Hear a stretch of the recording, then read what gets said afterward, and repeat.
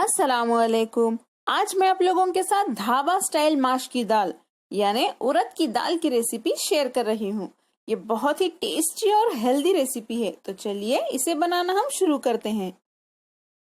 Dhaba style माश की दाल यानी उड़द की दाल बनाने के लिए हम 2 टेबलस्पून तेल गरम कर लेते हैं। तेल गरम हो चुका है, इसमें 1 टीस्पून जीरा डाल देते हैं। इसे 10 से 15 सेकेंड तक सॉटे कर लें। फ्लेम को लो पे ही रखिए। नेक्स्ट हम इसमें एक बड़े साइज की बारीक कटी हुई प्याज डाल देते हैं। अब फ्लेम को हाई पे रख दें। प्याज का कलर चेंज होने तक इसे हाई फ्लेम पे ऐसे ही सॉटे करते रहिए। प्याज थोड़ी सी गुलाबी कलर हो गई है, हम इसमें 2 टीस्पून अदरक लहसुन का पेस्ट डाल देते हैं। फ्लेम को हाई पे रख के इसे अच्छे से भून लेते हैं। अदरक लहसुन की कच्ची भून जाने तक इसे ऐसे ही भूनते रहिए। इसके लिए 30 सेकेंड लग सकते हैं।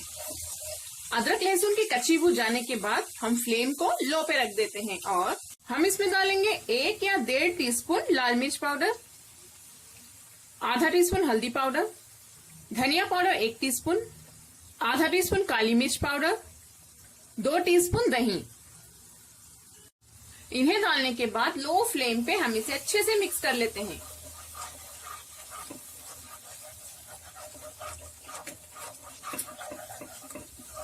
मीडियम फ्लेम पे हम मसालों को 1 मिनट के लिए भून लेते हैं। मसालों को 1 मिनट के लिए भूनने के बाद हम इसमें टमाटर डाल देते हैं। यहाँ मैंने 2 बड़े साइज के टमाटर लिए हैं, इन्हें छोटे छोटे पीसेस में कट करके डालें। फिर से फ्लेम को हाई पे रख के टमाटर को अच्छे से भून लें। इसमें हम थोड़ा सा नमक भी डाल देते हैं, इसे भी मिक्स कर लें। नमक आप अपने टेस्ट के हिसाब से डाल लें। हम इसमें 1 से 2 टीस्पून कसूरी मेथी भी डाल देते हैं, इसे भी मिक्स कर लें।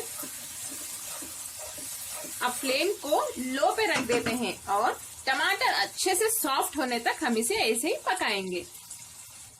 इस पे लिड बंद कर देते हैं। टमाटर हमारे अच्छे से सॉफ्ट हो गए हैं। नेक्स्ट हम इसमें डालेंगे माश की दाल।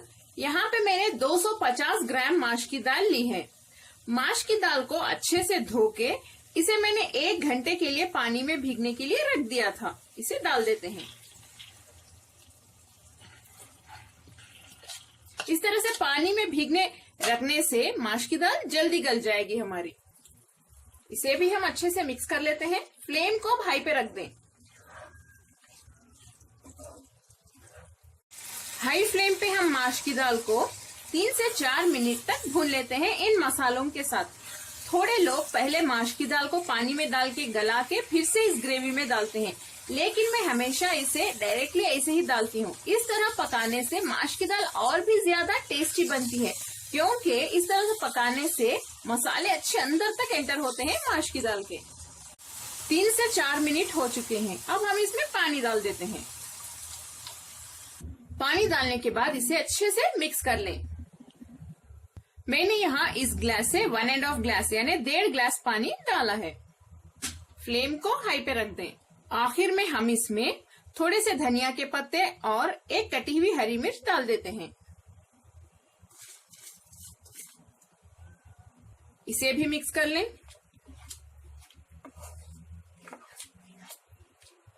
इस वक्त आप नमक भी चेक कर लें। अगर आपको कम लगा तो अभी भी आप थोड़ा सा नमक डाल सकते हैं।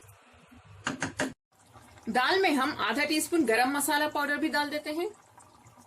दाल हमारी अच्छे से पक रही है। अब मैं फ्लेम को लो पे रख देती हूँ और लो फ्लेम पे हम दाल अच्छे से गलने तक इसे ऐसे ही लो फ्लेम पे गलाएंगे। इसके लिए 10 से 15 मिनट लग सकते हैं। बीच बीच में आप चेक करते रहिए। इस पे लिड बंद कर देते हैं। दाल हमारी अच्छे से गल चुकी है। आप चाहें तो इस ग्रेवी को ऐसे ही रख सकते हैं। फ्लेम बंद कर दें। अगर आपको ड्राई माश की दाल चाहिए तो आप इसे और थोड़ी देर पकाइए। जब आप इसे रोटी के साथ खाएंगे और ये ग्रेवी रहेगी तो बहुत मजा आएगा।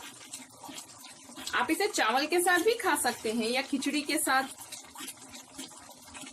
मैं फिर से इसमें थोड़े से धनिया के पत्ते डाल देती हूँ।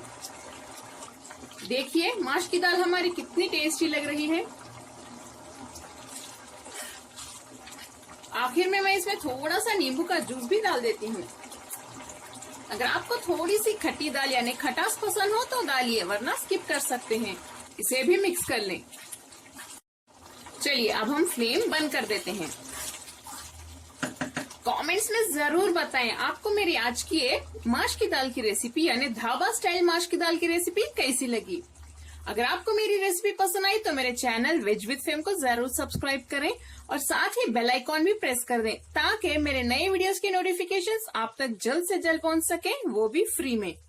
आप इसे जरूर बनाइए, बहुत ही ज्यादा लाजवाब बनती है ये। आप इसे रोटी से या फुलके से या परोठे से खा सकते हैं, बहुत मजा आएगा आपको। इस वीडियो को लाइक करें और अपने फैमिली और फ्रेंड्स के साथ शेयर भी करें। अस्सलाम वालेकुम।